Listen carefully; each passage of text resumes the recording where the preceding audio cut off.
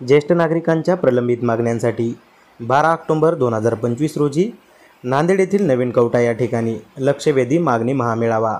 याबाबत सविस्तर बातमी अशी की ज्येष्ठ नागरिकांच्या प्रलंबित मागण्यांसाठी येत्या 12 ऑक्टोबर 2025 रोजी नांदेड येथील नवीन कवठा या ठिकाणी लक्षवेधी मागणी महामेळावा आयोजित करण्यात आला आहे। उत्तर मराठवाडा प्रादेशिक विभाग महाराष्ट्र ज्येष्ठ नागरिक महासंघ फेस्कॉम नांदेड यांच्या वतीने जागतिक ज्येष्ठ नागरिक दिनानिमित्त हा महत्त्वाचा मेळावा आयोजित करण्यात आला आहे। अनेक आंदोलन मोर्चे काढून देखील ज्येष्ठ नागरिकांचे प्रश्न अद्याप देखील सरकारने सोडवले नाहीत। त्यामुळे आगामी स्थानिक स्वराज्य संस्थांच्या निवडणुकीमध्ये ज्येष्ठ नागरिकांनी काय भूमिका घ्यावी याची दिशाही या मेळाव्यामध्ये निश्चित केली जाणार आहे। सरकारने निवडणुकीपूर्वी ज्येष्ठ नागरिकांच्या मागण्या सोडवाव्यात, अन्यथा येणाऱ्या निवडणुकीमध्ये बहिष्कार टाकू असा इशारा फेस्कॉमचे विभागीय अध्यक्ष डॉक्टर हंसराज वैद्य यांनी आयोजित पत्रकार परिषदेत दिला आहे।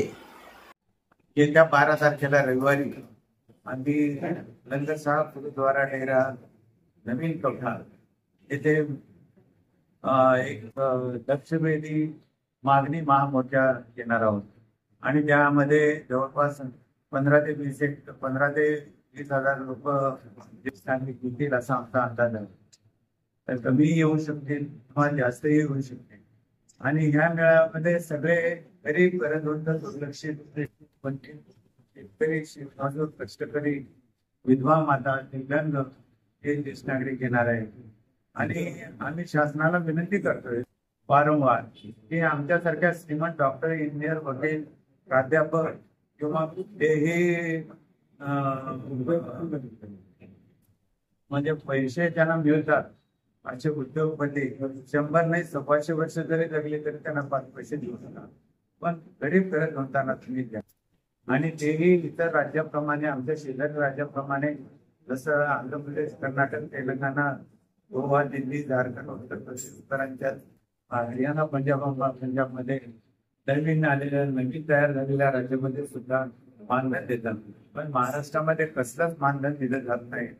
अत्यंत 2 रोटी आणि 2 चहा सुद्धा मिळत नाही, एवढी परिस्थिती अत्यंत वाईट आहे। ज्येष्ठ नागरिकांच्या मागण्या मान्य नाही झाल्या तर येणाऱ्या निवडणुकीमध्ये बहिष्कार टाकण्यात आमच्या मागण्या मान्य नाही केल्या। साधारण मागण्या आमच्या वय वर्ष 60 वेळ धरा, आम्हाला महिन्याला मानधन 5,000 ते 7,000 द्या, आमच्या त्यांना राष्ट्रीय संपत्ती म्हणून जाहीर करा, त्यांना त्यांच्यातूनच एखादा आमदार एखादा खासदार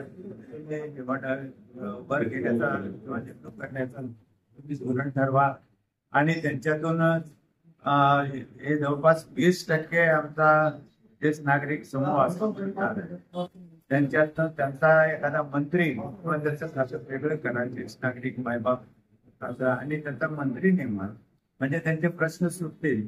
15-20 वर्षापासून आमचा कुठलाच प्रश्न सुटत नाही, प्रश्न लवकर सुटतील असं आमचा विनंती आहे। आणि ते जर नाही ऐकलं तर आम्ही येणाऱ्या निवडणुकामध्ये त्या स्थानिक स्वराज्य मतदारसंघ ज्या निवडणूक आहेत त्याच्यावर आम्ही बहिष्कार टाकू। धन्यवाद।